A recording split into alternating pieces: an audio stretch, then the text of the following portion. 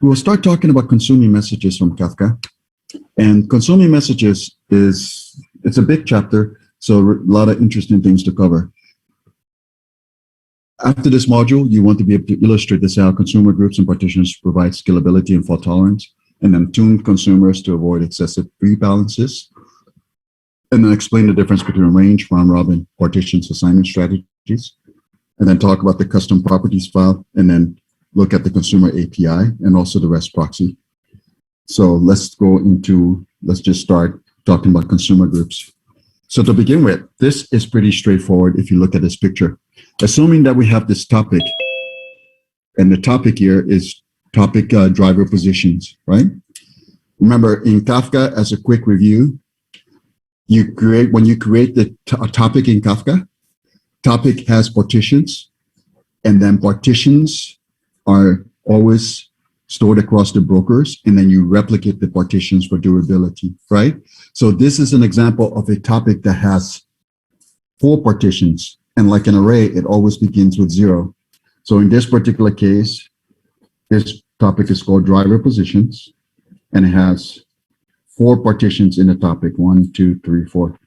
So if I had to process this data, all the data in this topic as a consumer, when I subscribe to this topic, that means I am responsible for reading all of this, and that's what this picture shows. If you're one consumer, you have to process all the floors, in other words, all the data in these partitions, okay? So not too much to add to this picture. We'll keep it simple for now. But remember, we can always build on the API. There's a lot of things that we will see as we go through the course. For now, I just want to keep you moving because we have a lot to cover, but we'll come back to more details, okay? And then, so here is then extending the consumer groups. If I have more consumer in the groups, in this particular case, I have 4 consumers. This is saying, look, we have a group here with all of these consumers in the same group. Let's call the group. Of course, you give it a name that makes sense, but I just want to show you that you could give it whatever name, just a string.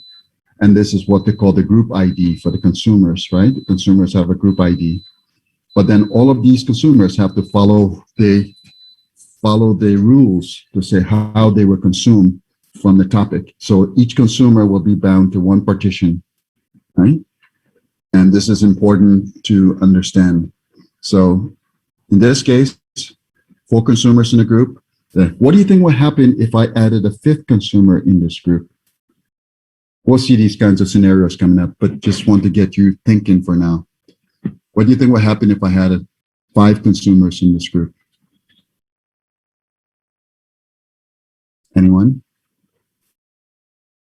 It will do nothing, right? And by the way, guys, when I teach, I always like to tell people, just don't worry if your answer is, just don't worry about being right or wrong.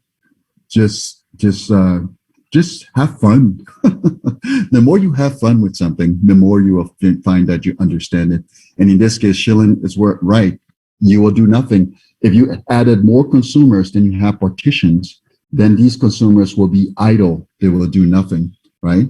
So a given partition is always going to be consumed by one. This whole partition will always be consumed by one consumer in a group. Okay. Now, if I have another group here, and this group has only 2 consumers, 1, 2, then all of these, it's like saying, well, we have 4 partitions. Imagine you have 4 buildings, 1, 2, 3, 4, and all of these buildings have certain number of floors, right? And there's two contractors or janitors, whatever you want to call them. They want to split up the load to be fair, right? But there's rules to follow. It's like one person can only be assigned to one building. There's no splitting up of the building. So since there's 2 buildings left, okay, then this person say, okay, I'll take this one. And this person say, okay, I'll take this one. So it's always a rule that you cannot split up the partition and say, okay, you take this one and I'll take this one. Doesn't work this way. If you're in the group, there are rules to the assignment, okay? And I use this analogy to keep it simple. Just keep this in your mind and just keep it simple for now. And You can always add more complexity when you look at the code and API. And here we have multiple groups, because remember, the topic exists in Kafka, right? Topic driver positions exist, and the partitions of this topic is sitting there on these brokers, right? And we know that producers can continue to produce data to those topics, and consumers can come and consume, but consumers are coming to the brokers. So you can have one consumer by itself in a group, or you could have a group with multiple consumers, 3 or 4. You get to decide, but all they need to do is to be able to access the data in those partitions in Kafka cluster. So this is just showing that if you have multiple consumers in a group, they will split the load. Very simple picture. Just remember, 1-to-1, one partition to a consumer when they are in the group. If you're by yourself, you get to clean the entire building by yourself, right? Of course, we're not dealing with building. Or imagine that you're going to have sushi and you got to eat all the sushi in a tray by yourself. One tray per customer. There's no way to split that tray. Now, if you're one customer and you're by yourself and you order 3 to 4 trays, then you have to eat all 4 trays by yourself. But if you're in a group and there's 2 of you in a group and you order 2 trays of sushi, then each person gets 1. There's no splitting of the tray between the 2 of you, right? Lots of different analogies there, but there's some, just know that it's not that big of a deal. It's important to understand. Now, limited scalability. This is scalability limited by number of partitions, right? So what does this really mean? Well, if I have one consumer, this looks pretty tiring. It looks like it's pretty exhausting. Why? Because there's too much work to do. All 3 partitions are being processed by this one consumer. That's the one instance of your application. In this case, I scale the consumer group. So I have now 3 consumers in a group, and it's much better situation. Each one gets 1 partition. And in this case, 2 of the consumers here, I have 5 consumers. But remember, it's always 1 partition to a consumer when they're in the group. So these 2 do nothing, right? They're idle. Again, very simple, but it's really important to understand this. So let me know if you have any questions for now. Now, when we talked about producers yesterday, right? We talked about the fact that producers, their job is to send data to the brokers, right? They send the data to the brokers and they send a producer request. So producer request.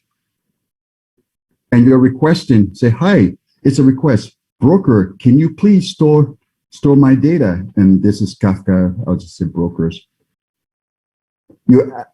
Now, that's a producer request, but we know that when we're sending the data to Kafka, a little bit of review, you're using key value pairs.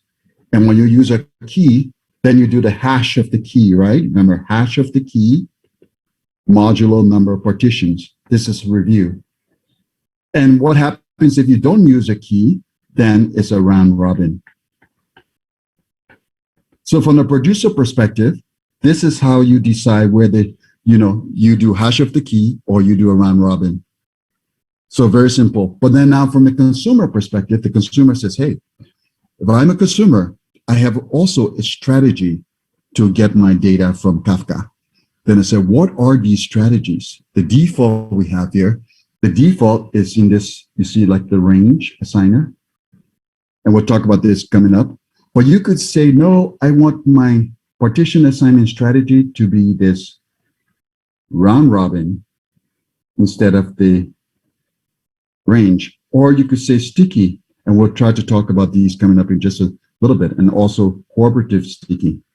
So it's just a property that you can choose to change, but these are part of what you can do with your consumer. And there's a property called partition assignment strategy, as you can see right here. The property, this is the property name, and this is the value of the property.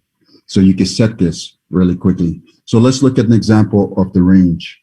The default is the range, but now let me tell you why this makes sense. Imagine that you're in the database world, right?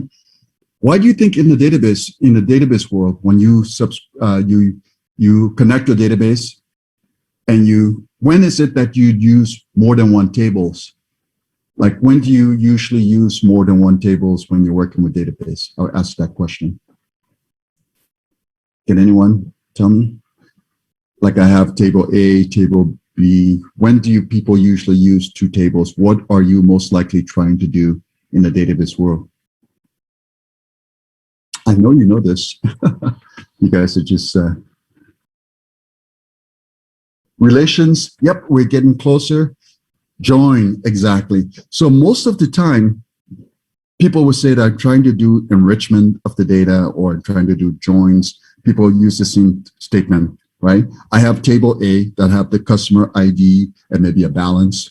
And then I have table B that has the same customer ID. So that sets the relationship for maybe the primary key. And then it has all the other information for the customer salary, customer location, customer balance, customer.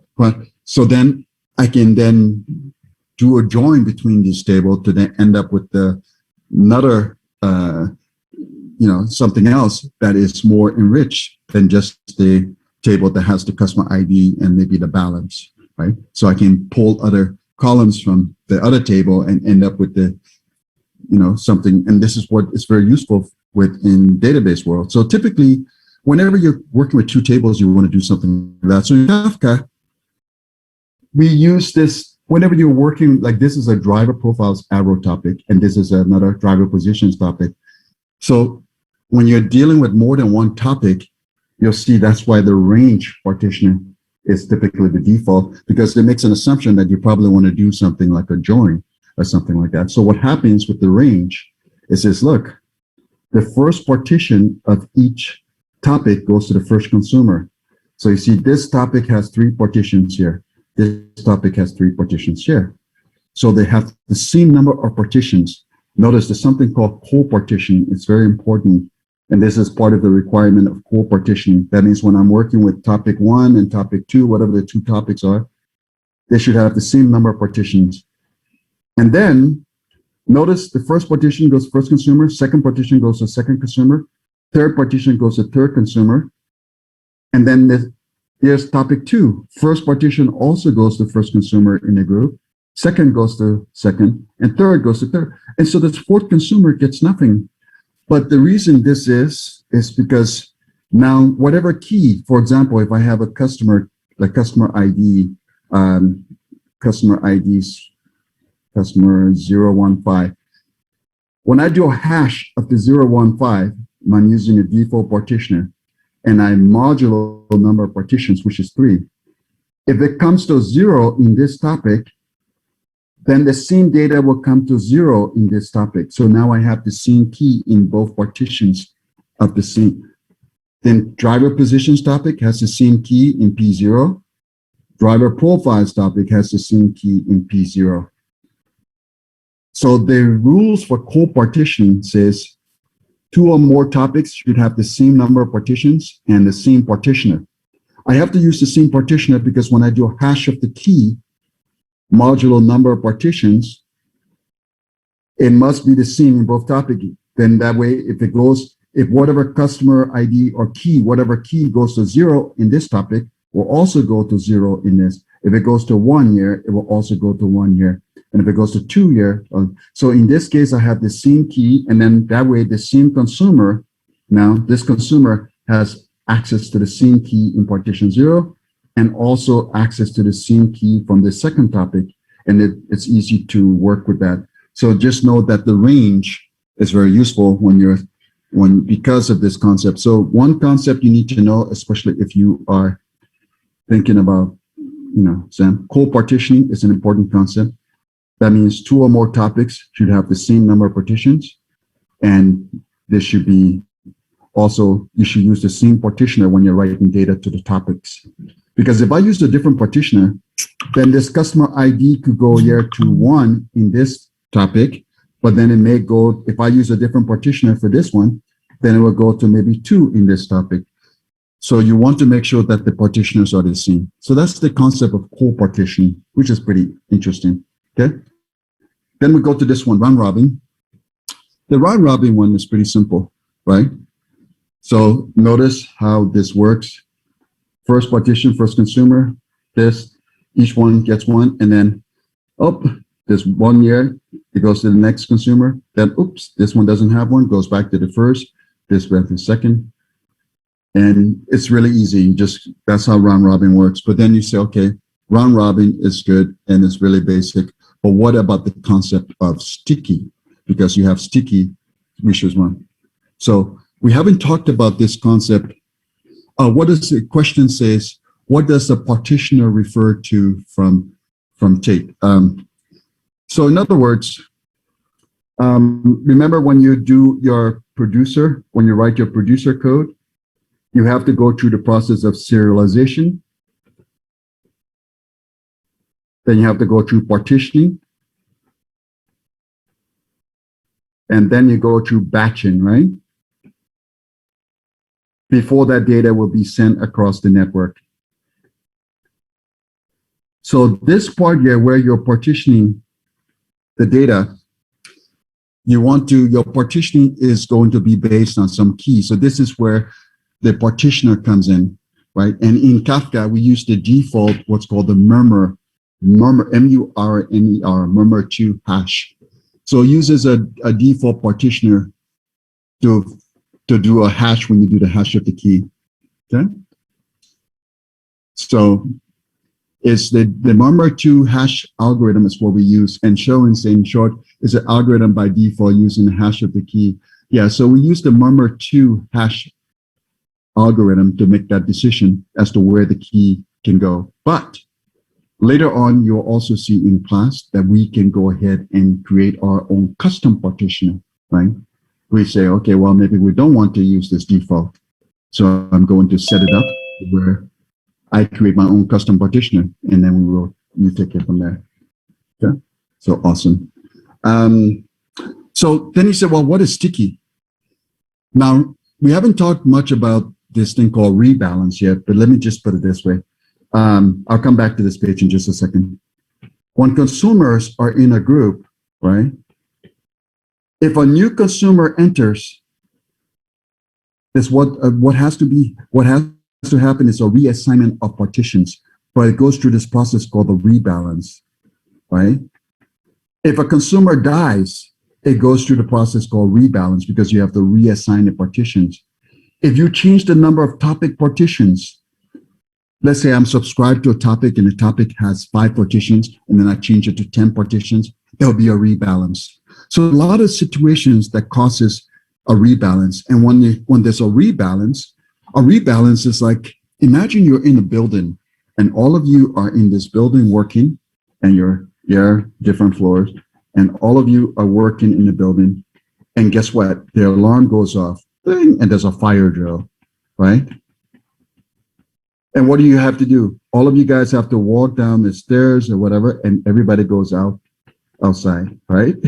You leave the building. That's my silly little analogy. But think about it this way. You have to pause all your work. You have to pause what you're doing so you can walk out the building and go outside, and because that's the fire drill. So when a rebalance happens, the consumers have to leave the group, right?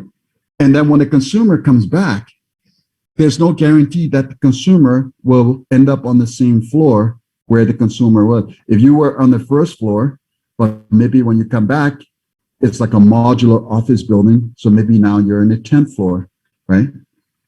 So a rebalance causes a pause in your work because you have to leave this building. But of course, we're not talking about fire drills and building. I just want to give you something simple to remember. In a consumer group, consumers have to leave the group. And there's a pause in consumption. You're not consuming any data. So a rebalance it's really a necessary process, but a rebalance can be pretty expensive. Or if you have too many rebalances, you can have some performance issues. So you have to be careful with it. So when we talk about this, we will talk more about rebalances, but when you look at sticky, right? The sticky, your application will basically try to preserve, in other words, the partition assignments across the rebalance. So when a rebalance happens, this consumer application will try to remember what it was bound to and what processing was occurring, right? So you can retain all your messages for that for that partition that was assigned to you before the rebalance occur, right? And so this is important because it helps the fact that you don't have to clean up your local partition state between rebalance. So it's supposed to be a little bit better. But even with this sticky thing, you have to still be careful because it's not like it's 100% guarantee. But it helps to remember where you were, just to give it this way. And so it's it's supposed to be something that's supposed to improve the performance a little bit, right? And just know that there are other things we'll talk about in this chapter to show you ways to do it. But sticky is basically round robin with this remembering of partition assignment. And there's a lot more to the API that you guys will be able to see. But for now, just know that, think about it this way. You remember where you were. And rebalance is what we're about to talk about right now, to know that rebalance can be, it's a good thing because it's a good thing to happen, but you want to be sure and be aware that you don't want to have too many of it. So there are things we can do to mitigate that, right? But here's the concept, and this consumer liveliness protocol in Kafka, or the consumer group protocol. It's very important for you to understand this because this is throughout Kafka. You'll see this everywhere in Kafka. So it's a very good thing to be aware of. And I'm going to tell you this story. All consumers, think about it. This is like a consumer group right here, right? And let's say they gave it a group name. This is the IRES developers. So I say IRES dev. This is the group name for this consumer group, right? It's just a string. And all the members in the group are all of you. So let's say all of you that are in this class are group members, but I'll just pick on a few very simple, with simple names that make it easy. Well, actually, there's no real simple name, so I'll just put a few consumers. So let's say the first consumer that joins becomes what's called like imagine that is your team lead in your company for your group. And this team lead knows all the members of the team, right? And so let's say we have the team lead, and then that team lead builds the list. Say, okay, here is consumer, there's Arby, and she will be assigned to partition 0. And here is Eric. Eric will get partition 1. And it builds this list of all the employees as if they know the skill sets. Here's Martin. Martin will be partition 2. And then here is Shilin. Shilin will be partition 3. And then Brett, partition 4. But anyway, it makes this list of assignments because the team lead, again, we call this in Kafka, we say this is the group, the leader, there's the group leader, builds this list and then sends it off to like the manager. And the manager is one of the brokers in a cluster. Okay. This broker is functioning as what's called the group coordinator.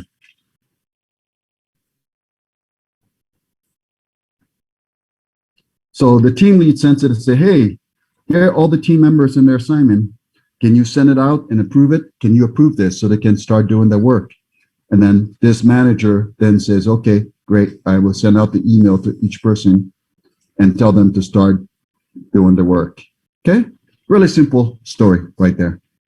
And then all of these consumers, now each person is a consumer, they have to check in with the manager regularly, heartbeat, and to say, hey, I'm alive, like every 3 seconds, right?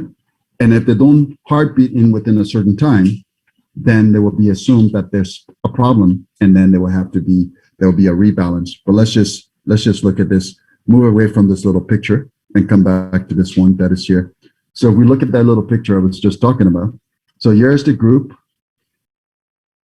You have a group name, whatever name you call it. These are the group, there's a group leader that builds the list. And then that group leader will contact the group coordinator, which happens to be one of the brokers in the cluster. This is your Kafka cluster with all the brokers. And it contacts this broker. This broker functions as the group coordinator. That's like the manager. And a group coordinator, notice this is a manages consumer group and partition assignments. So the leader makes the list with all the consumers and then sends it to the group coordinator. That's like your manager. And then the manager then delegates, see right here, delegates this to all the consumers. And then those consumers can start to consume the data, right? But they have to heartbeat regularly. They have to heartbeat. So this is the broker right here. They have to make sure that they can heartbeat on a regular interval, because this broker, that is the group coordinator, needs to make sure that the consumer is alive. And they have this heartbeat interval that's every 3 seconds. And if they don't heartbeat within the session timeout, which is 10 seconds, then there's an assumed failure. And if there's a failure, no heartbeat within this time, say, oop, this guy must be dead. And if that is dead, then that's a problem. Now I have a question, sorry, I didn't say. Question say, how does each consumer communicate with each other? Consumers don't have to communicate with each other. Oh, you mean consumers within a group? If the consumers within a group, yeah, so they have this, as part of the protocol, the consumers are heartbeating into the group coordinator, right? And consumers use the group ID. The group ID is what allows them to discover each other. But as far as the protocol is concerned, it's all part of that protocol, from what I understand. Is it is by the broker supported by Zuki, or do they? Yes, because the group coordinator is essential. All consumers need to heartbeat into one of the group coordinator, which functions, which one of the brokers, which functions as the group coordinator. And yeah, and so it's part of the protocol, and I would have to actually show you, I don't try to memorize that part, but we can look at the API and you can see how, there's like a join request and allows them to discover each other based on their group ID. And then of course you are communicating over the network, but let's see, how does the group leader know how many members there is in a consumer group when trying to assign partitions to everyone? The consumers, when you start, so let's say if I start an application, I have one application and one instance of the consumer. When I spin off another instance, right, it will join, and again, part of the API, it will be able to join the group. Yeah, we don't have, that level of detail, I can show it to you if you're curious, but we just don't include it here because it's almost really nothing you can really do about it because it's a protocol. But as long as you know that if I spin up an instance of the consumer, as long as it has the same group ID, as long as you give it the same group ID in your code, they will discover each other and participate as part of the consumer group. Yeah, and that part you can really change. But if you want to see the code, we can definitely look at that later. Does the partition leader matter while assigning partition to consumer? There's always I'm sorry, let me rephrase that. When you say partition leader, are you referring to the broker that is functioning as the leader for the partition? Because that's a little bit different. Mm-hmm.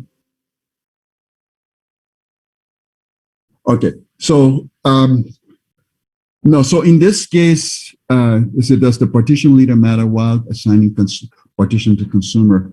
No, so let's just say, put it this way. No, I think to your answer, I would say no, but let's just pretend, make sure I understand this. Let's say I have a topic called Robo, and this topic has certain partitions, partition 0, partition 1, partition 2, right?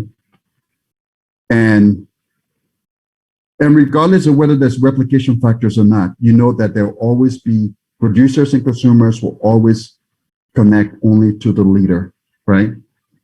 So that means when a consumer is, whatever consumer is reading from partition 0, when I say, okay, yes, my consumer group, and I have these consumers here, right? And maybe if this is your question, then I think the answer would be yes. So if this consumer is just reading from this topic, yes, I would expect this consumer to be reading from this and this consumer, not from the followers in this case. So I think by default, all consumers and producers always will go to the leaders by default. So yes, so in this case, but it's not something you have to worry about. You'll hear me say that every now and then because it's the protocol and there's a lot of detail to this protocol that you will see in the code. If you guys are really curious, I could take you there a little bit later so you can see that. But what I found over time is, it's not that important to understanding it. But if you are someone who maybe want to be a committer, or you want to really understand some particular aspect of what you're doing it, then it's really useful to go a little bit deeper. And we have something called the KIP, Kafka Improvement Proposals. Have you guys ever heard of that? Anyone? Kafka Improvement Proposals? No? Okay, I'll tell you what this is like. You probably are familiar with something called RFC. I know everyone's probably heard of this, the RFCs, right? Okay, if you haven't heard of it, then I have to introduce this to you because it's so important in industry. The RFCs is what they call requests for comments, right? And this was something that's created by the IETF, the Internet Engineering Task Force. And this is something that's created for every protocol that we have out there on the internet. Like if you want to know about Kerberos, you want to learn about DNS, you want to learn about SSL, you want to learn the details of the inner working of the protocols. What you will do is go to these documents called the RFCs. And if you want to try this in Google, for example, you could just type in something like this, RFC and then space, and just type whatever protocol you can think of, like maybe SSL. And when you type this, you'll see that it will give you some number, like, I don't know, 74, 25, whatever the number is. But when you go to the website, you'll see the detailed specifications of how that particular protocol works. And this is something I've used over the years for looking at TCP or IP or whatever the protocol is. When I want a lot of detail, let's say if I'm going to write a document or at the college level, I want to get details to teach a higher level class, I go to these RFCs and I get all the details of how it works. It's so much information, so you will never find that detail in a textbook, right? And this is what industry has been using for many years. It's called requests for comments, and it's produced by the Internet Engineering Task Force. Well, guess what? The reason I mentioned that to you, well, now you know about it if you don't know about it, but it's a really great source beyond the textbook of details that you will never find in textbooks. But Kafka has something similar called the KIP, Kafka Improvement Proposals. And when you find the Kafka Improvement Proposals, what it is it's like the RFC, but this is specifically for Kafka. So what we do is we look at all the details of what makes it into the protocol. I mean, what makes it into Kafka. You can see that if it's a work in progress, that means it has not been improved yet. It's still working. They're still working on it. But you can see the one that has been approved and made it into Kafka. You will see the engineering specifications, the drawing, the details. So if you don't want to go to the source code, again, this is an open source product. So if you're really good at Java, Scala, you could just look at the source. But if you don't want to go to the source code, this is the next best place to go for high level architect diagram and also some code. So I go to the source code when I really need to get to details. And then if I need just to understand a little bit more, I come to the KIPs. In other words, I don't want source code, but I want to see some details. And with some code, I go to the KIP. And you can find every single feature that makes it into Kafka is in here. So anything we talk about, there will be levels. There's maybe 70 to 80 pages on just one topic sometime. Right. So you could literally discuss a whole day on one of the topics, but that level of detail is there and is available to you as an engineer if you want it. This is free online, and I will take you for a tour later on. But for now, just know that there will be no mystery after this course. So I'll expose all of these things to you so you can go and search and look at the detail. Because there's one thing I like to do when I teach a class is I like to show you where the source is coming from. So if you say, for example, I want to know the details of exactly how the consumer group works, or how the underlying protocol works, well, guess what? I can show it to you. And so that's the thing I will be happy to do, and you will find out. But but for now, this is the more higher. This is still a level of detail beyond most documents, but it's still high level. And the important thing is to understand this. So I want to ask you this question. Here's a summary of it, right? I have a group.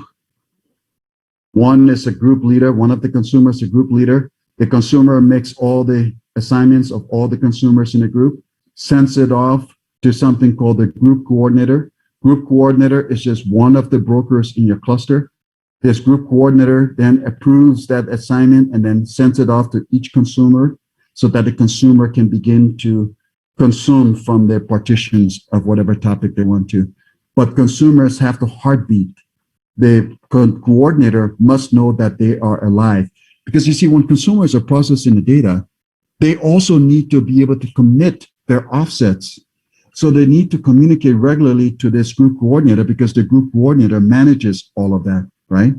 So it's very important for them to do it. So the heartbeat is about 3 seconds, and the session time is 10 seconds, and you must heartbeat. And then this max poll interval, notice that when a consumer subscribes to a topic, you subscribe to a topic like driver positions topic, but then you also in the API have to do something called a poll. Consumers must poll, right? And the data polling will happen in what's considered to be the main thread of the consumer, right? And this is important. So the timeout that you have here, this max poll interval milliseconds, default is 5 minutes, right? And just note that this timeout here basically it's very useful for this thread to say, look, I'm polling, but I have this default timeout there. And actually, there's better documentation in the API for this. And I will come back to this a little bit more. We'll see this when we get to the code. I'll talk a little bit more about this. But for now, just know if you have any questions about this part of it, please let me know. Okay? So you're in a group. One is a leader, makes the assignment, sends it to the group coordinator. Group coordinator approves it. Each consumer starts to consume from their partition, but each consumer needs to heartbeat. If you stop heartbeating into the group coordinator, it's considered that you may be dead. Then there has to be a rebalance. And so let's look at those things now. So a lot of situations will happen if you leave or join the group. So if this is my group, someone enters, well, there's going to be a rebalance, like a reassignment of partitions. If someone leaves the group, there's a rebalance. If the number of partition changes, so I have a driver positions topic and it has 3 partitions, but I changed that to 5 partitions, there's a rebalance. And a rebalance, just think of the fire drill because you have to leave the building, go outside of the building. So there's no work going on. There's a pause in your work. There's a pause in consumption for the consumer. And then after the fire drill, you come back in, but that can be some issues. So be careful. It's there, it's very handy, but we don't want to have too many rebalances, right? So there's pros and cons we want to look at to say, what is it? What are the details? How do we want to look at this? Just remember, there's a when a rebalance occurs, there's a pause in consumption.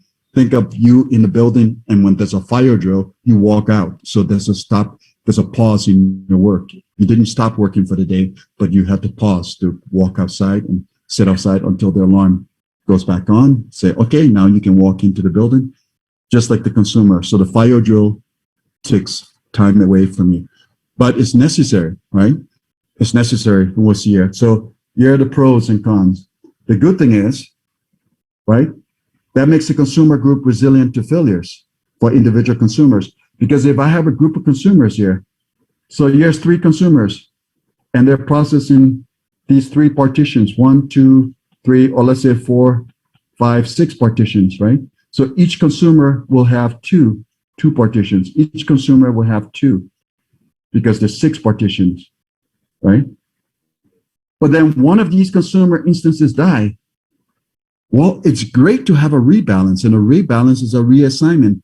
So what's going to happen is the other 2 partitions will then be picked up by these remaining consumers, right? So it handles, there's a really great resilient is resilient to failures because the consumers will pick up. It's like, hey, I'm sorry, Martin didn't come into work today. Okay, no problem. Eric, you're going to take over Martin's work for the day. It's a rebalance. Okay, the work must continue.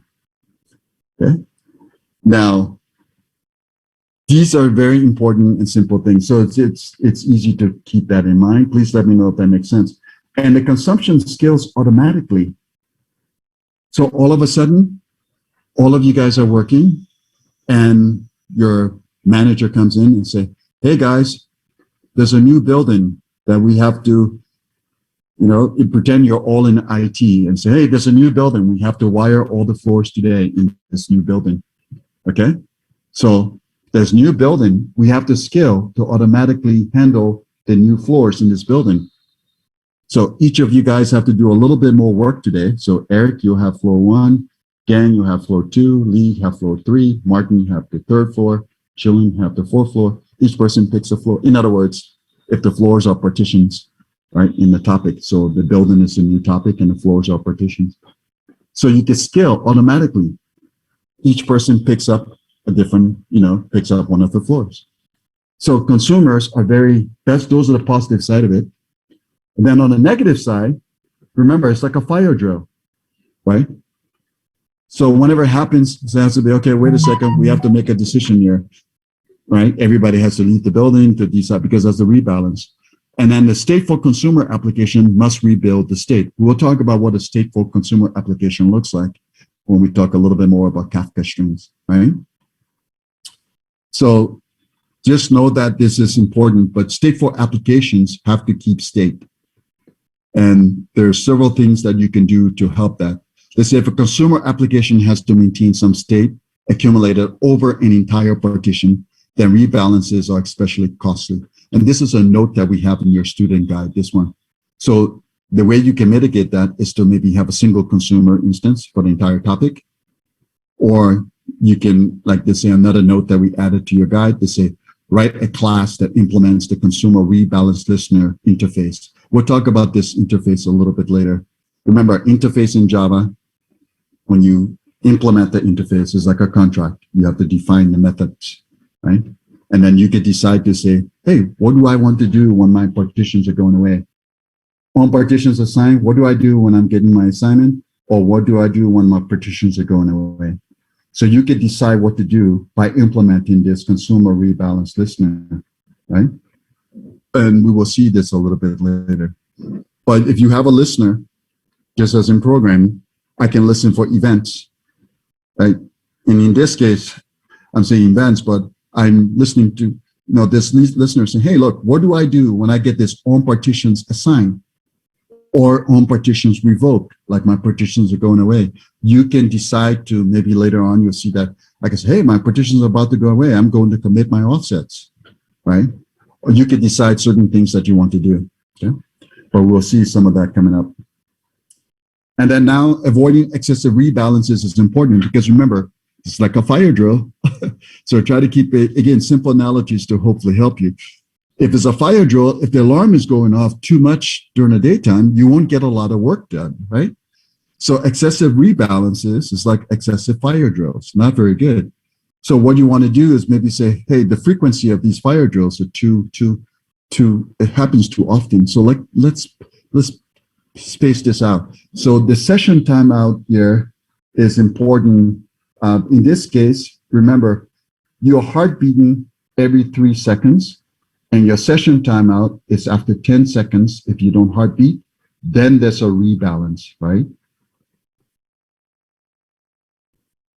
After 10 seconds. But if you increase this time to say, okay, let's wait to 30 seconds before, give the consumer more time to rejoin the group, right?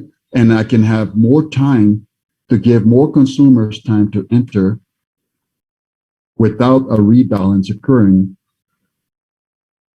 right? But then the problem with that is it can take longer to detect a failure because now you increase the time to 30 seconds.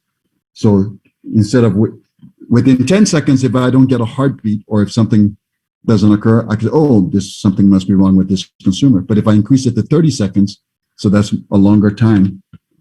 The other thing you could do is also tune the max pull interval millisecond to giving consumers enough time to process the data. So here's the thing. A consumer has to subscribe to a topic, and then a consumer has to poll, and you'll poll for some duration of time in milliseconds while you're waiting for data from the broker, right?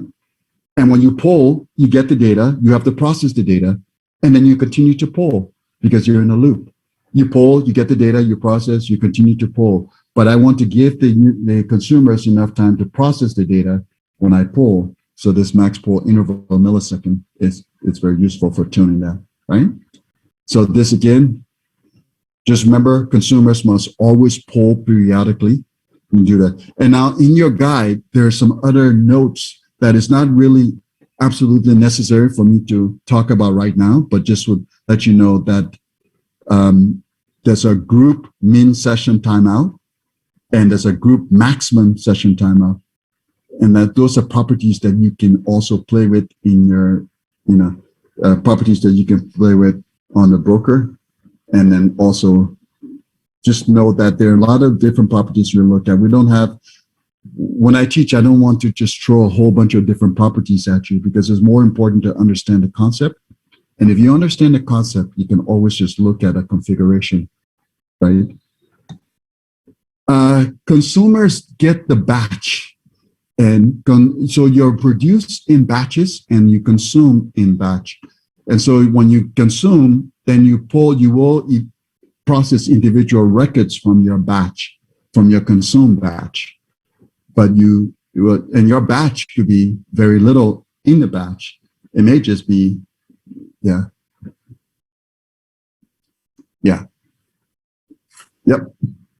And so that's what Sharon just said that as well. So consumer get the batch. So whatever the producer produced the batch and consumer consumes the batch, right?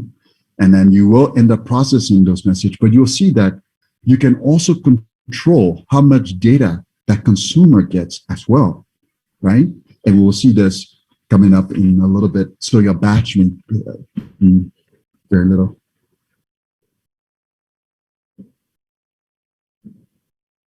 Okay, so let's go on to this next one.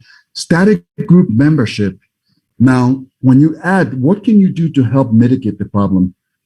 If I have a static group membership, I can say assign each consumer in a group instance ID, and then consumers will not issue a leave group request. Again, this is more in the API that you'll see a little bit later. And then a rejoin doesn't trigger a rebalance for the group. And again, we know that a rebalance is expensive. And so the more that we can avoid the rebalance, the better it is for us. Okay. So all I would do is let's just put it this way. If you could just think about it, consumers will subscribe to a topic, they will poll to get the data, and then they will need to process the data. And this protocol, you will see throughout of Kafka. You'll see it when we talk about connectors. You'll see it when we talk about Kafka streams, very similar protocol. It's throughout of Kafka. So it's good to understand this concept a little bit. Understanding. So life of a Kafka consumer. Now, the Kafka consumer, very similar to the Kafka producer, right? It needs to be able to talk to the brokers, right? So this is very important.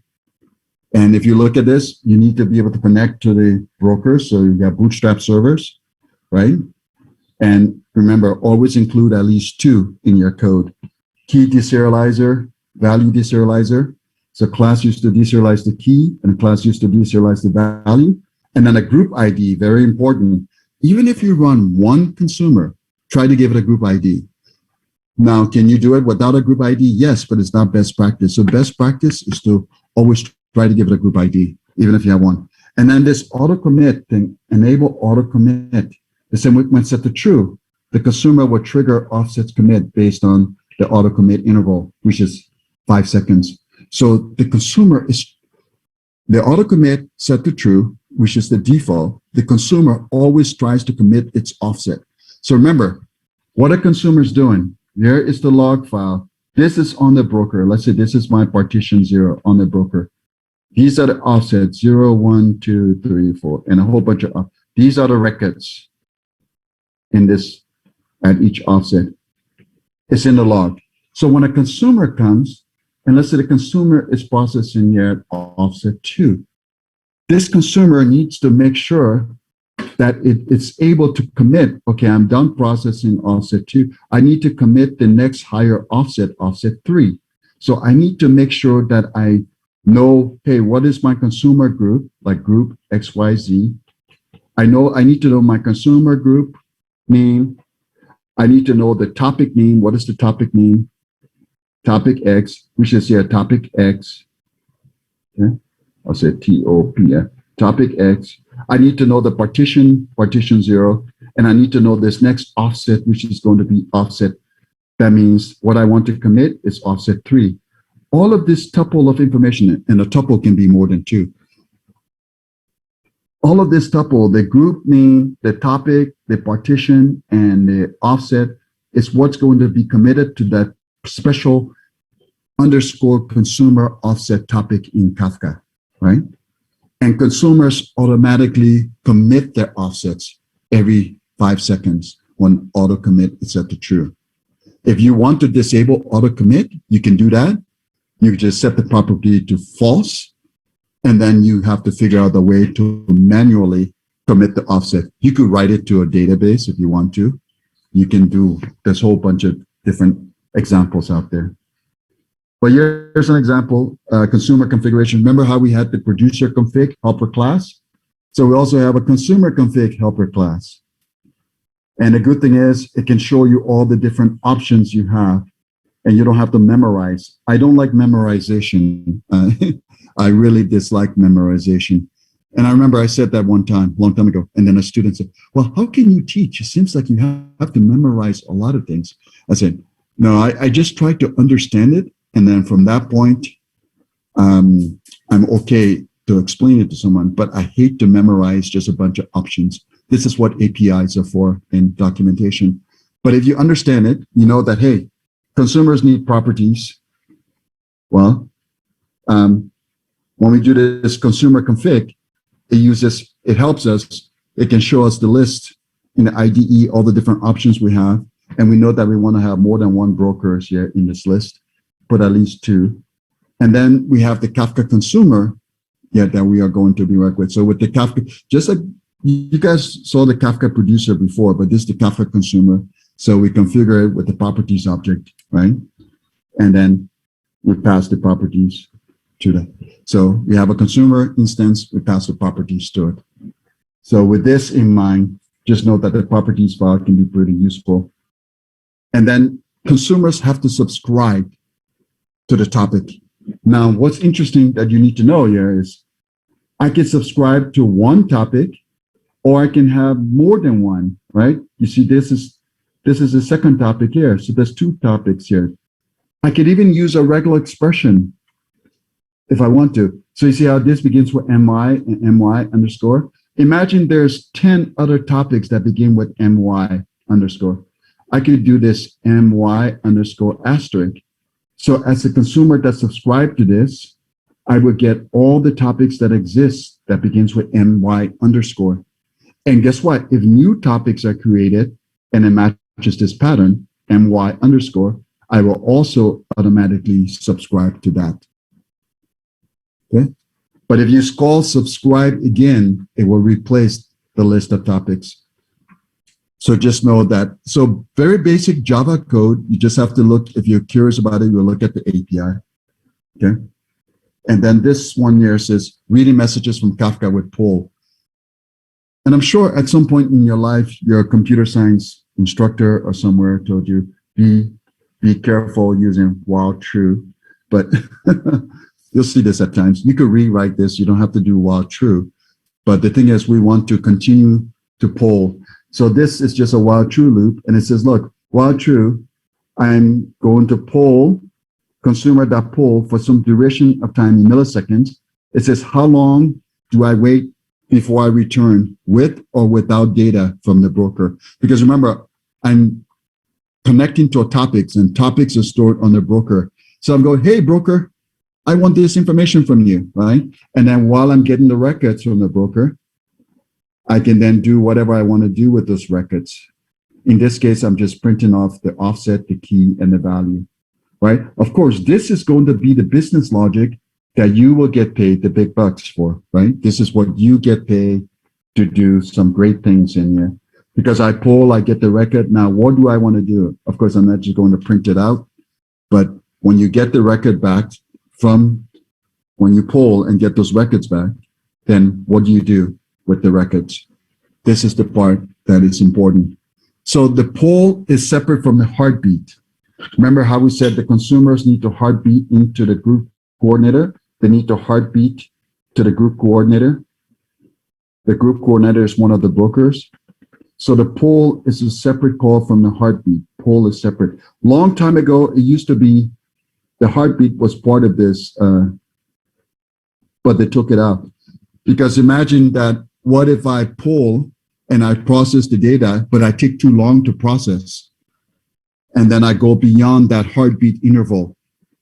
Then the group coordinator could think that something's wrong with me, that I'm dead, and then there would be a rebalance for no reason.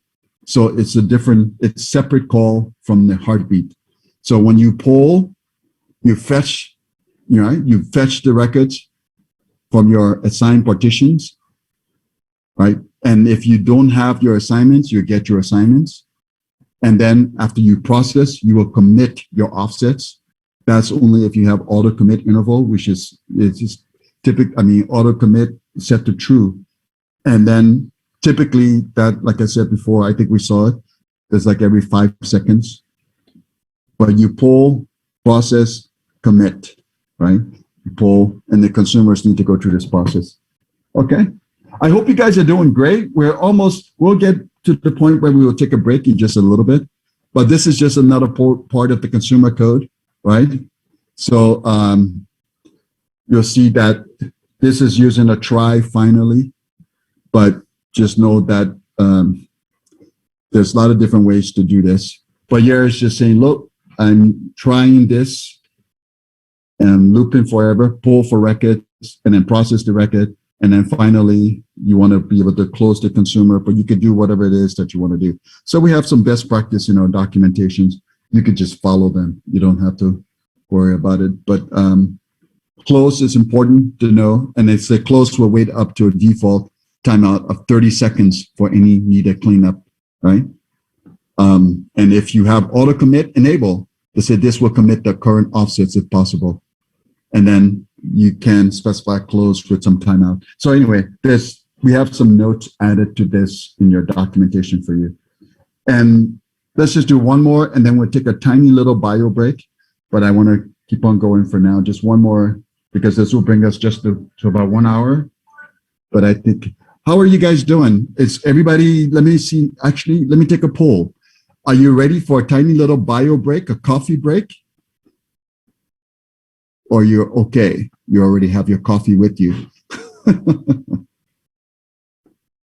Is anyone still there? No axe.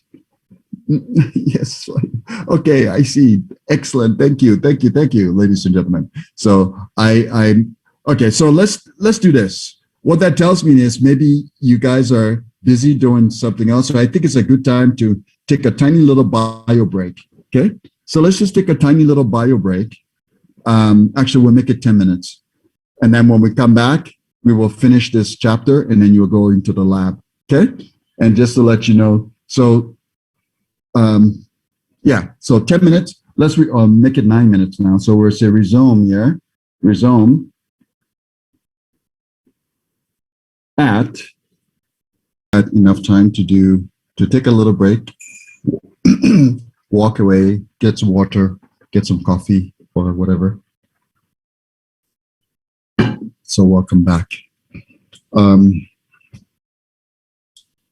Okay, so we left off where we were just about to get into consumer offsets, and this is a very important part as well to understand.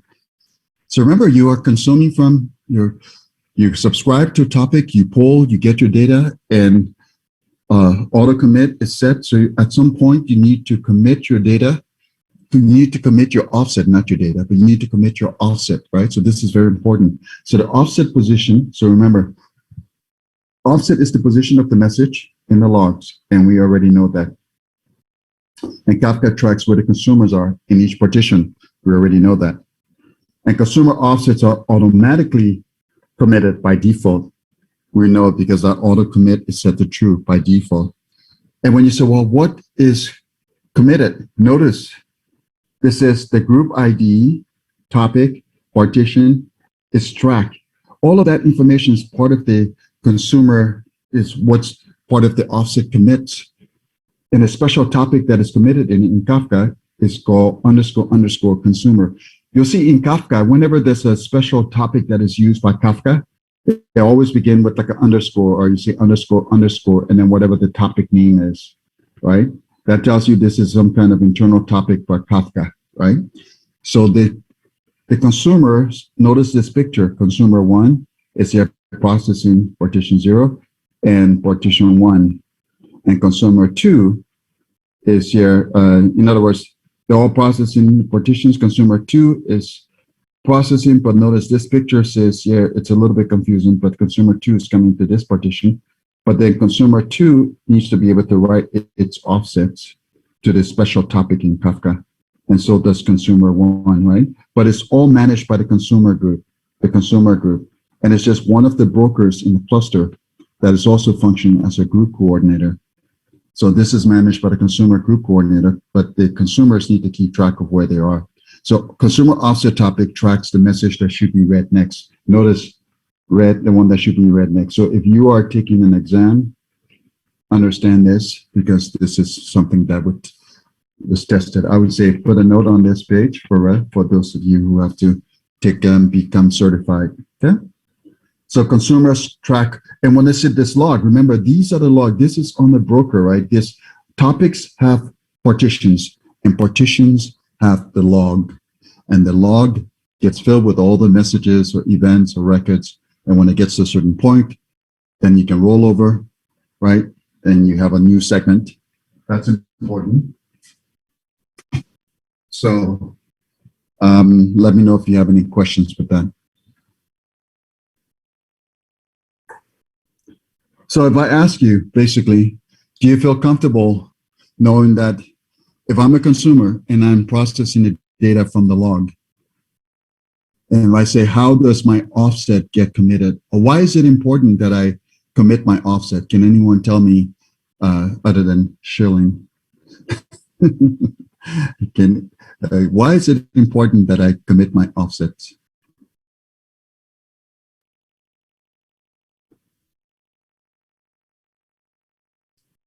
Recovery, very important, right? Or in other words, if the consumer is processing, if something happens to this consumer, how does this next consumer know where to start? I need to understand, so you don't process the same message. Yeah, so the consumer on all of these things are, you guys are along the right track.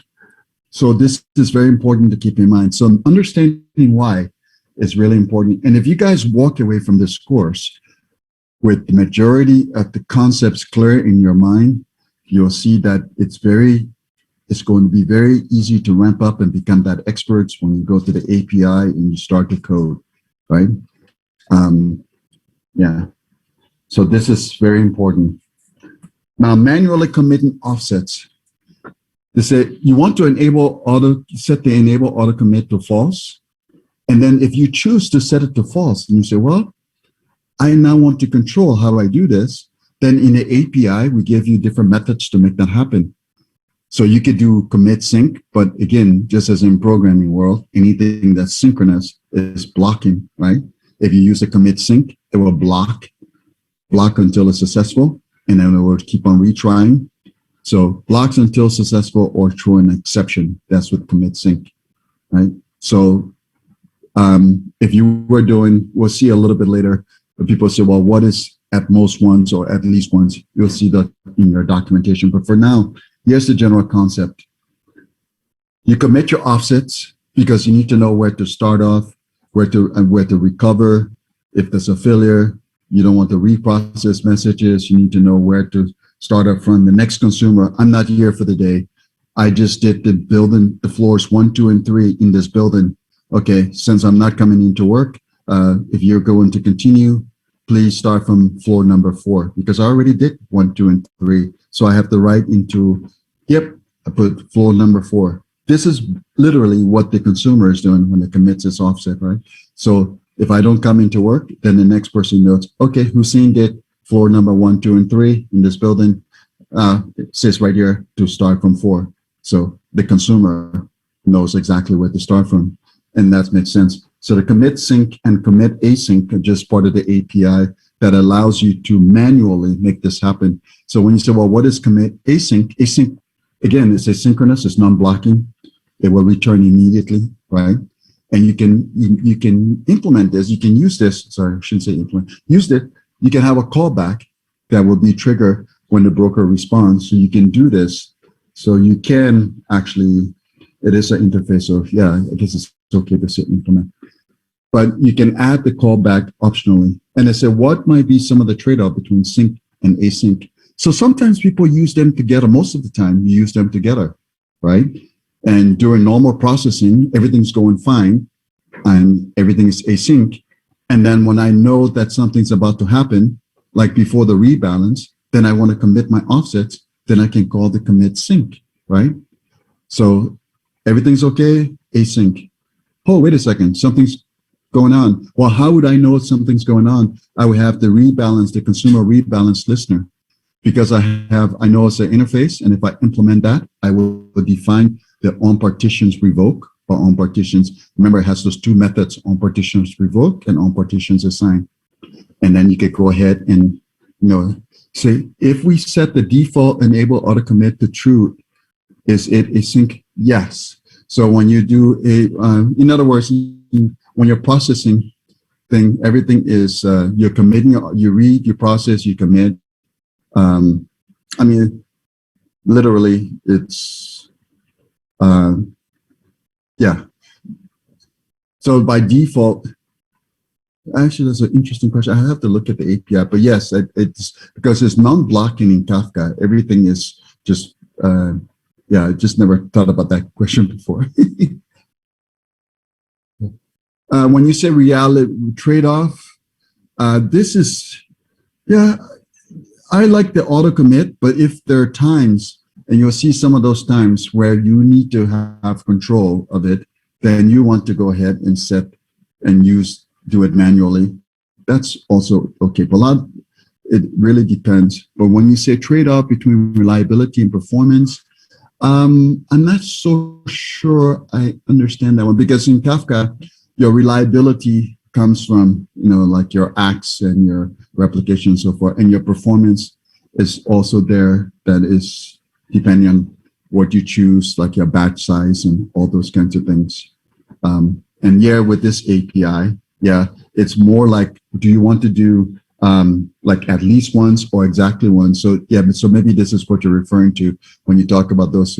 So in other words, if in this particular case, right, if I want to do at most once, then I can pull, as soon as I kept my data, right, I call commit sync immediately after pull, right?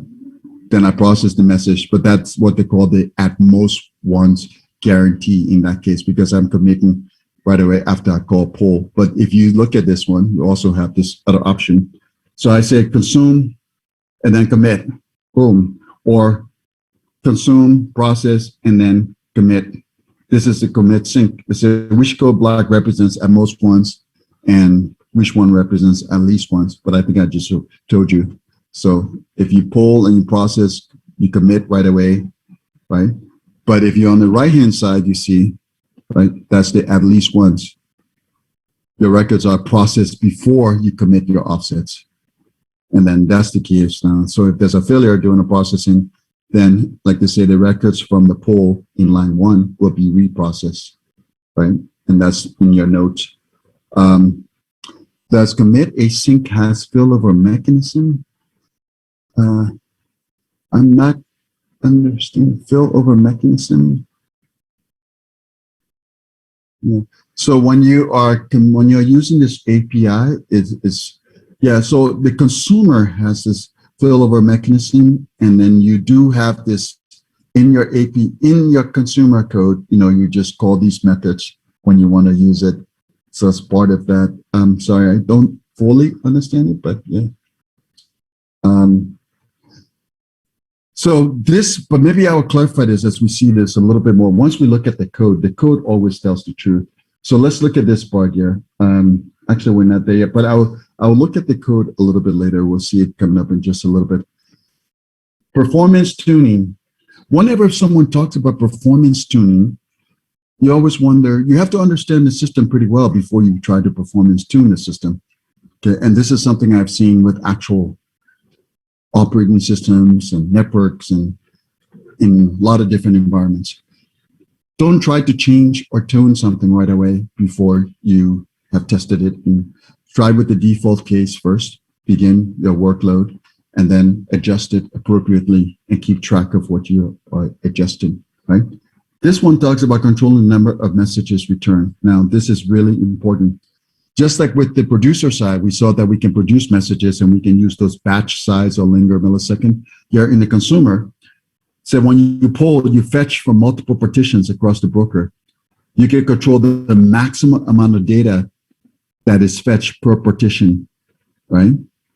And then so this property, max partition fetch bytes, the default is 1 MB, right? But you can also set the max number of records per pull, as you can see here, across all partitions. That's this max pull records, default 500. So this is some things, again, some properties that we're starting to look at, right? To control how many messages return. But for actual performance, you'll see that just like the producer that has the batch size and linear millisecond, on the consumer side, we have the fetch max wait millisecond and the fetch min bytes. So these are properties you set in your consumer code, right? But it makes the broker behave or respond a certain way. It's like walking around with a t-shirt that says, hit me. If you walk up to someone with a t-shirt, it says, hey, hit me, or hit me once, and the person hits you one time. Of course, I don't advocate violence, but I think it's funny. The whole point is you set a parameter on the consumer and you make the broker behave accordingly. And if you say fetch max wait milliseconds, right? It's like saying how long you want the broker to wait, how the maximum amount of time you want to wait, right? The server would block before answering the fetch request, right? And so how long do you want to wait? The default is in milliseconds, 500. And then if you say fetch min bytes, you say, look, this is the minimum amount of data that I will wait for. In other words, the broker should get this before. And then Sharon's making a note here. Sharon says, auto commit checks happens at next poll call. It is done by consumer if auto commit.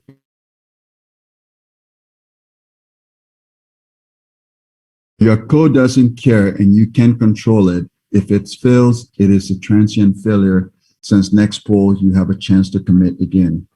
And it's occasionally an auto commit fails as it will be written over the next auto commit forever. However, auto commit does have edge cases, causes message loss and message duplication. Yeah, we will see some of those cases coming up where you end up having to reprocess the data a little bit later. But yes, so now let's come back to this one. Fetch max wait milliseconds. So one, you're telling the broker, wait until you get this much data before you send me, or wait until this much time, or you're saying that wait until you have this much data before you send it to me. And the broker will behave according to it, according to what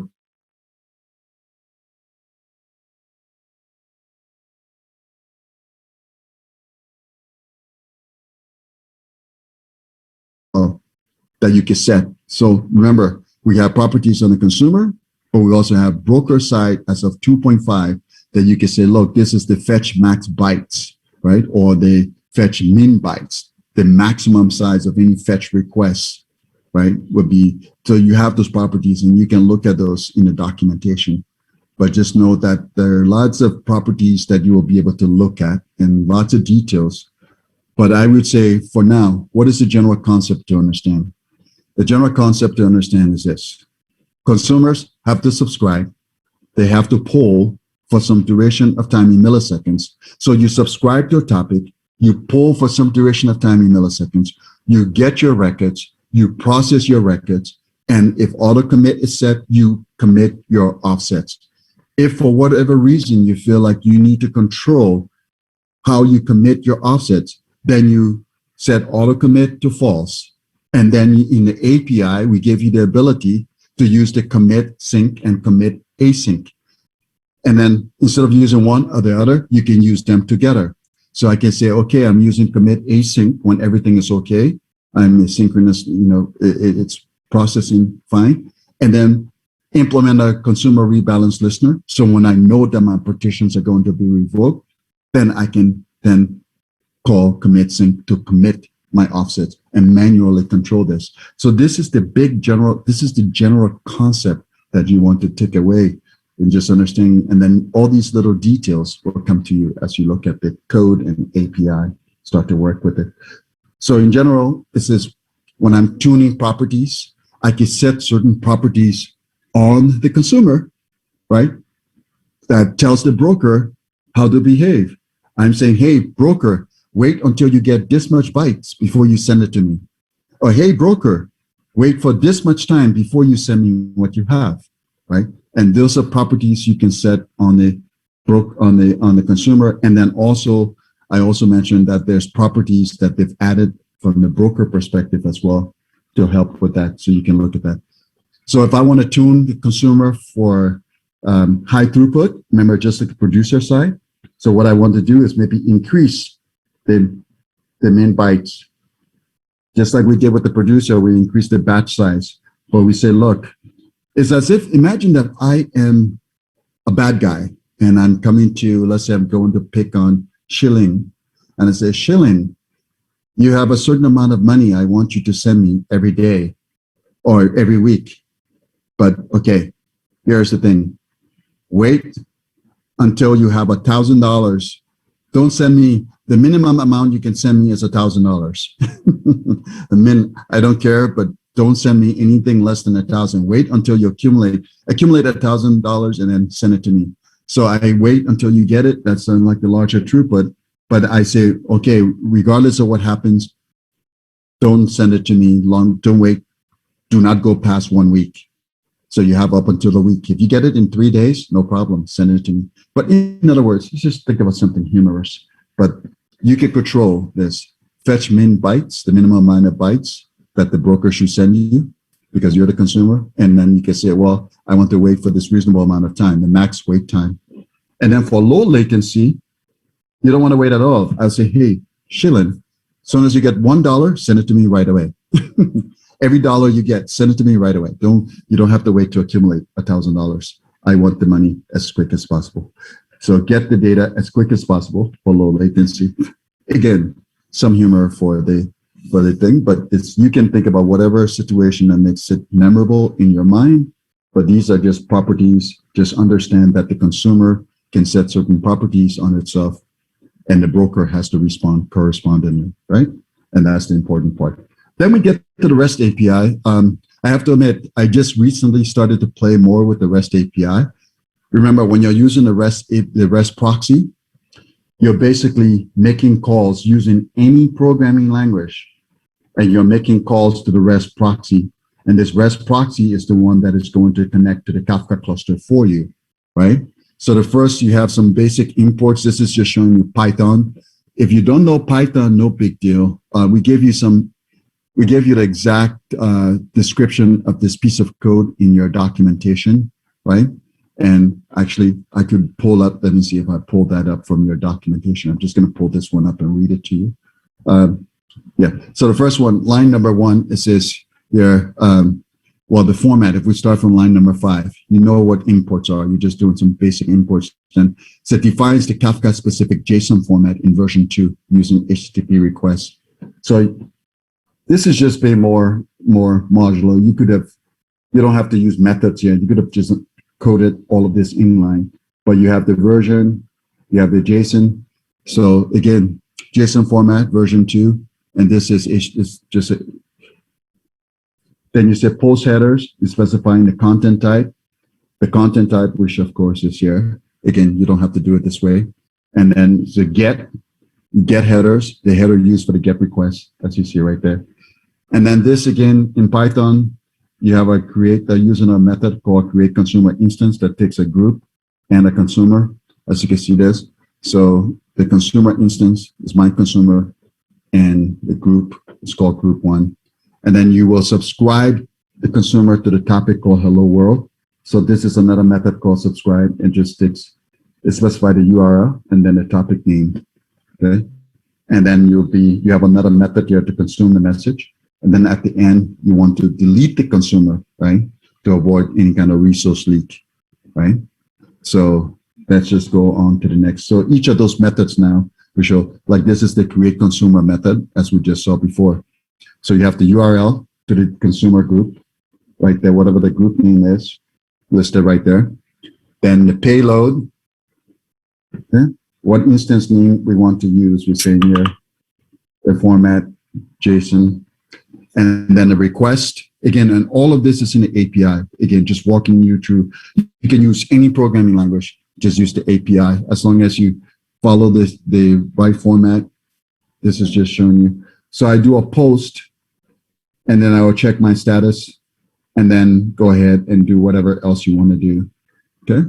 And then the last step, you return the base URI that's just used to identify the consumer instance, right? So this is an example of creating a consumer using the REST API. This is an example of subscribing to the topic. Again, when you look at this one, it says, okay, I'm going to subscribe to the topic. I have the post request, and you can see it right here. Here's my payload, topics, topic name, and here's the subscript. So this is all straightforward if you are familiar with Python. If not, no big deal. And then here's the last one, consume the message, right? Again, you'll get this from the API, but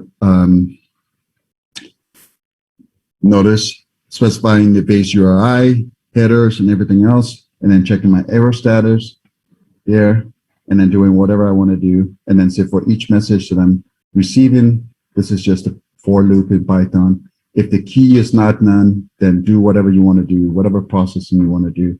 This is just printing it out, but it's just supposed to be an example, just walking you through. And then, of course, delete the consumer to avoid resource leak at the end, right? And we give you this information in your documentation as far as you have to look at the REST API. But I tell you one thing, I think I mentioned this yesterday. I am personally starting to look at the REST API a little bit more. One thing I want to specify is this: when you're working with the REST API, be very careful with these versions and the format. Okay, this is where I found that I had some errors, and it was pretty hard to, well, not pretty hard, but it took me I made some silly mistakes. I was using the wrong version, so it was looking for different things. For example, if you were using version 1, might be using for Zookeeper, looking for Zookeeper, whereas version 2 will not. And if you use it, so it's very important that if you follow instructions or documentation, pay attention to the version, the format, and stuff like that. But otherwise than that, it's really, I think it's fun to use. And even though people will say that, hey, maybe it's not as fast, but remember, it's not as fast as the native clients. It does not mean that this is slow. A REST API is pretty powerful, although a lot more people are saying, oh yeah, like if you guys are familiar with something like GraphQL, you'll see that, okay, GraphQL, or there's some other protocols out there like gRPC and some other things that people are using that shows you that you can get some better performance using some other tools other than REST. But I tell you, it's still powerful for people to use, and it's something that I would say give it a try. Give the REST API a try, and if it doesn't meet your needs, then that's something different. So this part now brings us to the lab, and let me just tell you how much time you're going to have for this, and I want to make sure I time this properly. Let's see here. Just give me a second. So the lab is not very long. So the lab would take you no more than 30 minutes, right? And that should be good enough. So let's just assume that we go to, okay, that'll be about 10:10 for the lab. And then we will start, you need a little bit of break. So let's say at 10:15, definitely no later than 10:20, which means that we could go from 10:20 to 11:30 and then take lunch at that time. And the next chapter is talking about the schema. So we are pretty good. So let's just say your lab until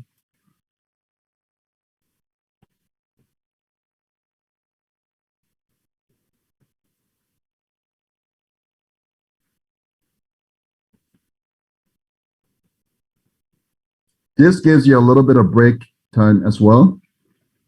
So I'll say lab plus break. Okay. Until 10:20 a.m. Does that seem reasonable, everyone? Please let me know how you are doing. Thank you so much, gang. And Shilin, yes. This is awesome. And do we have everyone in the class that was here yesterday? There's a reason I asked for that because I think they asked me for a enrollment list that I need to send to someone. I'm not sure who's asking for it, but if you look on this chat and you see someone that's missing from yesterday, could you please let me know? I do not recall if it looks like everyone is here that was here yesterday, but okay.